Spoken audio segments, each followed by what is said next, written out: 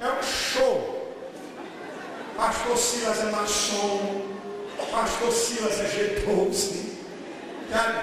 Meu irmão, de vez em quando é cada loucura. Olha, Pastor Silas fugiu com a secretária dele. A secretária é minha cunhada, mulher de um coronel da PM. O cara tem 2 metros de altura e eu tenho juízo. Sabe? Já disseram que a minha mulher fugiu com o meu motorista. Mas já falaram, diabo! Se eu fosse responder a todas as calúnias e difamações que plantam na internet contra mim, eu não pregava. Primeiro eu tenho que ficar respondendo e-mail, a vida toda. E o que mais me entristece, meus irmãos, sabe o que mais me entristece? Não é quem planta a calúnia e difamação, não. É como é que os crentes podem acreditar em alguém que não conhecem contra a vida e a reputação de alguém. Isso para mim é que é vergonha. Tá? E você quer parar porque estão falando isso, porque estão falando aquilo, me acusaram daquilo e outro. Você tem que fazer igual a Neemias, meu irmão. Eles lançaram uma acusação para parar. Neemias mandou um recado no capítulo 6, versículo 3 do livro de Neemias. Eu estou fazendo uma grande obra e não vou descer daqui.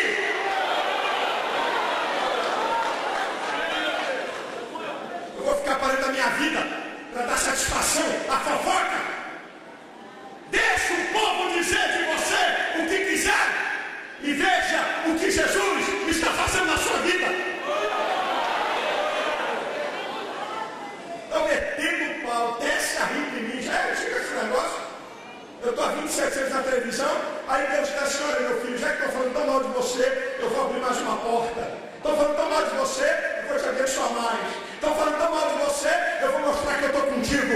Estou falando tão mal de você, eu vou deixar isso tudo maluco, confuso. Não fique tentando responder a tudo que falam de você. Deixa Deus mostrar quem é você.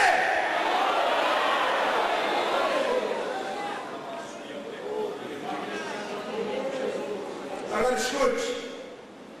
Versículo 23 do capítulo 4, a última parte. E os impediram a força de braço com violência. Isso aqui é sério.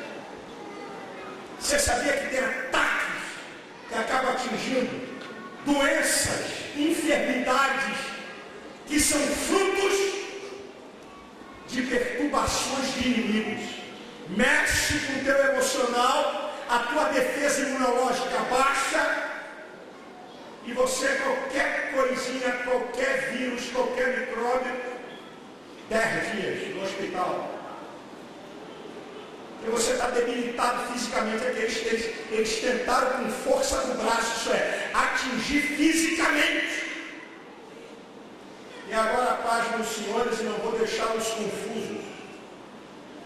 Versículo 24. Então cessou a obra da casa de Deus que estava em Jerusalém. Sabe o que eu vou dizer para você? É que o inimigo conquista vitórias contra nós. Ai meu Deus, mas Jesus está podendo teu sangue, meu Senhor. Elas são parciais, mas elas são. Crente também é derrotado. Vamos deixar de besteira, vamos deixar de bobagem. De vez em quando a gente ganha uma pernada. De vez em quando a gente ganha uma rasteira. Vamos parar com esse evangelho triunfalista de que nada te acontece. Eu vou, no mesmo caso, mostrar 3 tipos de crentes. Vê em qual desses 4 você se encaixa. Escuta a historinha. Escuta aí. Crente número 1. A mulher está no CTI, o filho nas drogas e a filha na prostituição. Aí você passa por ele: rapaz, como é que está tua esposa e teus filhos? Só vitória. Só vitória. Deve ser palhaço. A mulher está no CTI, o filho está nas drogas, a filha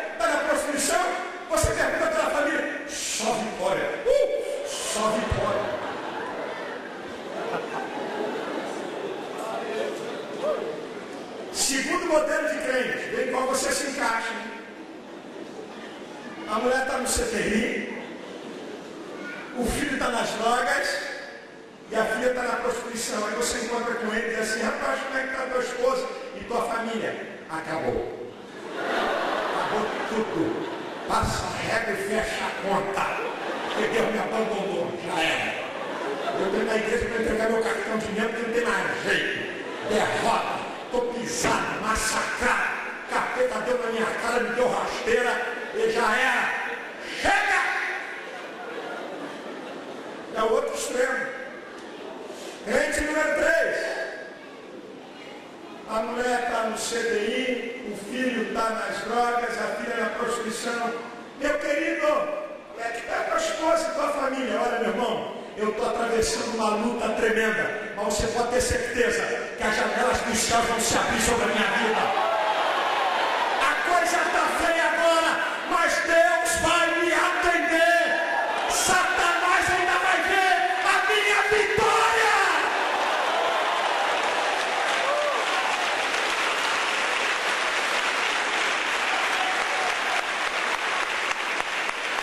Você não precisa passar a imagem de super crente.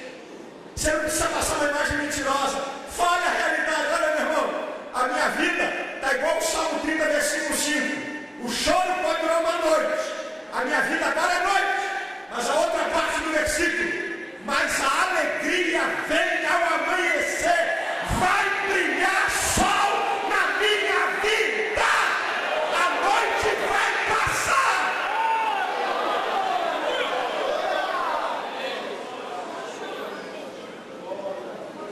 Essas aqui são algumas ações do inimigo que você tem que estar preparado. Agora eu vou fazer uma pergunta à igreja. Pensa aí.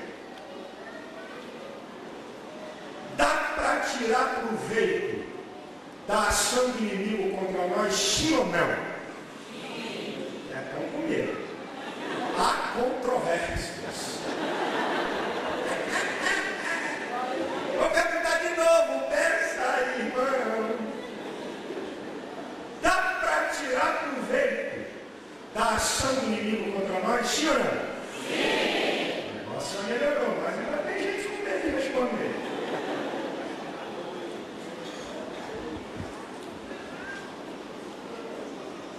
Para você aprender por que Deus permite a ação do inimigo.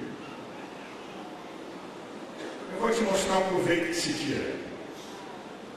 Grave isso, não reclame não. Pastor, o capeta tá que tá contra mim. O chifrudo está na cota. O couro está comendo no meu lombo, pastor. É luta, é adversidade, o negócio está feio. Por que Deus permite isso? Eu vou te mostrar o outro lado da moeda. O proveito que você tira. Por causa do inimigo da adversidade, você fica mais vigilante. Por causa do inimigo da adversidade, você fica mais prudente.